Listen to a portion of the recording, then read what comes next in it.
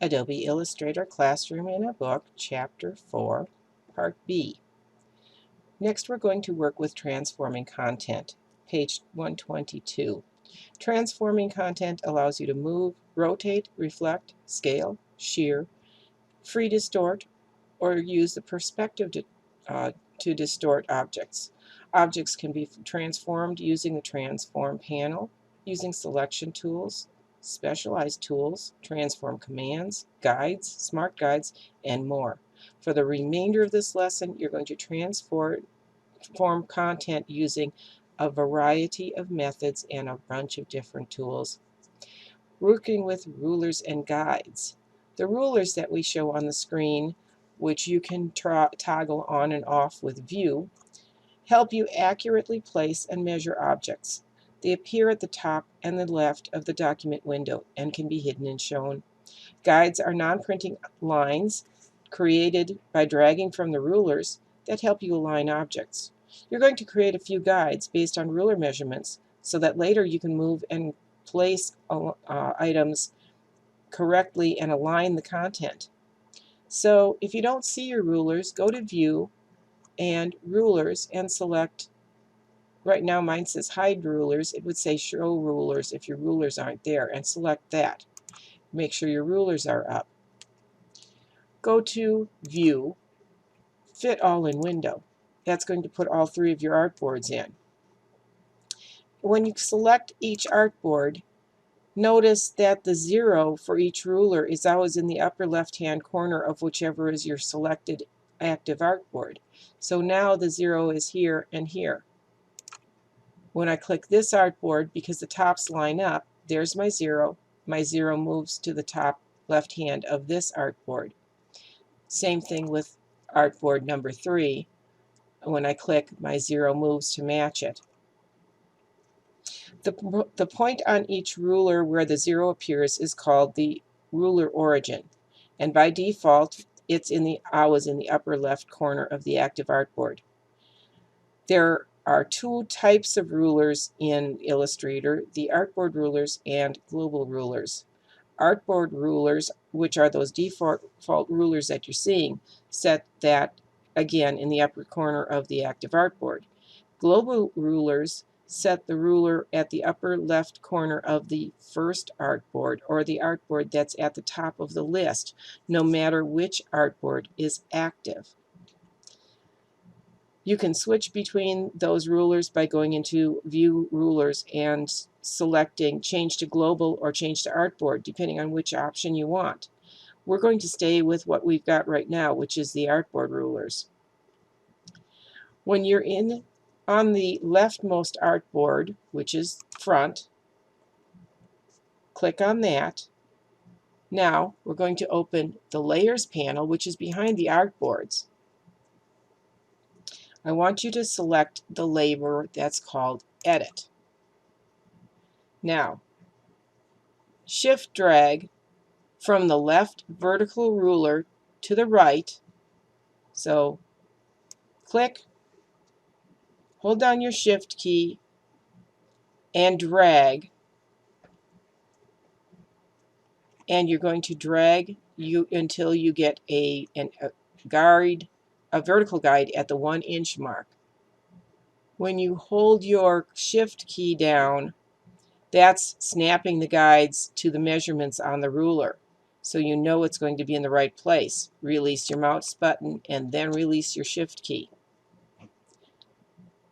With the guide still selected, now it says it should be red in color. If it's not red, well, mine's blue. I wonder if my locks are on. Let me go to View, Guides. My lock is on, so I'm going to deselect the lock. Now when I select the guide, now it turns red because I can still move it. You can lock your guides so that they can't be moved. With the guide still selected, if I change the X value in the control panel now to 1/4 of an inch, 0.25, and hit enter, my guide now moves over to 1/4 of an inch.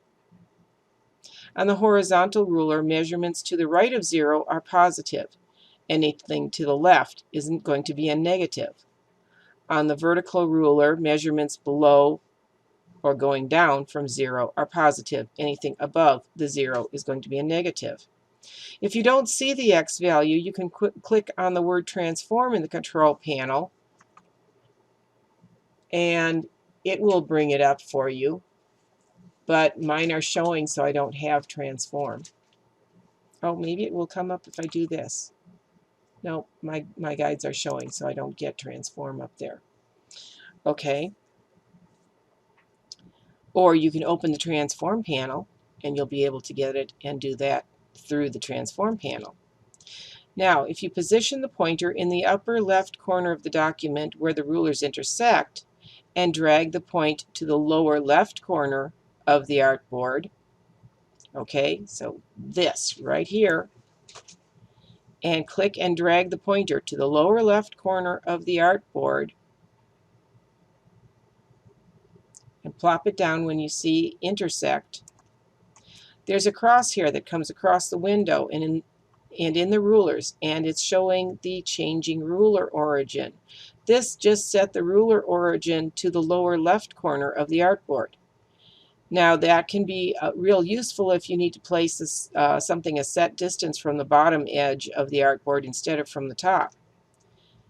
If you control or command drag from the ruler, you create a horizontal and vertical guide that intersects where you release the mouse button and then release the command key. Next, you'll add a guide using a different method that can be faster. If you select the zoom tool and click several times slowly, so let's grab the zoom tool, 1, 2, 3, 4. Now I can see my 1/4 inch measurements on the ruler here and here. We had to click at least 4 times to get that to come up. Now you can double click the vertical ruler at the 1/4 inch mark. Okay, so here it is. Shift, double click. Oh, that's the wrong one. I want to be 1/4 inch above. So there it is. Double click there. I just set a guide on the 1/4 inch mark. Okay, it crosses the bottom of the artboard from at minus 1/4 of an inch from the bottom. So I just went 1/4 inch up there. So I can really select and delete this guide, that one, because I didn't need it. Now I can go and I can say View, Lock Guides, and I won't be able to pick those guides up again. I can try clicking on them, but they're locked, so I'm not going to be able to pick them up, and now they've turned to the aqua blue color. You can hide and show guides by using the Command or Control plus. That can be useful to use the control key for that. Okay, go to View, Fit All in Window, and we have our guides in place. With the Selection tool, okay, select the text that says All City. Go to View and Hide Edges. So let's go to Hide Edges right here. Now we're not going to see the outlines on the artwork. We're only going to see the bounding box. It can make it easier to move and to position the artwork. So if I drag the text group into the lower left corner of the artboard with the guides and snap it to the bottom corner, and it should kind of pop in. Whoa, that wasn't right. Let me undo that. Okay, I'm dragging into the lower left corner of the artboard and let it pop into place. It disappeared again. Oh, I know why I can't see it. Because the text is white. Now I want to put it in the wrong place, so I'm going to use my arrow keys to get it to line up. And you can do that. You can move things around with your arrow keys. At times, you may want to position objects more precisely, either relative to each other or to the artboard. You can use the alignment options like we did in Lesson 2, but you can also use the Smart Guides and the Transform panel to move objects to exact coordinates on the X and Y axes. So we're going to add some content to the background of the two artboards and then position the content precisely. So we're going to zoom out, so your Command or Control and your minus button, and we're going to zoom out 2, 3 times until we can see all these objects below. And now click on the artboard with the guides on it, because that one called front is going to be our active artboard. And make sure that the 0, 0 starts in the upper left corner of the artboard. Is it doing that? No, it's not. So what we're going to do to make that correct, because we didn't change that, did we? We moved it to the bottom. So let me zoom, I'm going to zoom back in, and to break this so that the upper left becomes 0, 0 again, you can double click in this corner that we clicked and dragged in, and that's a shortcut to move the 0 back to that upper corner. Now I'm going to zoom back out so that I can, and I'm going to scroll down a little bit so that I can see the pieces that I need to look at. And there it is on page 125 in the fourth step is to click the upper left point of the reference point locator in the control panel. Oh, we're selecting this. I'm jumping ahead. My mistake.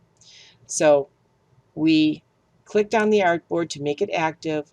Double click up here to change your the points on your artboard so that 0, 0 is in that upper left hand corner.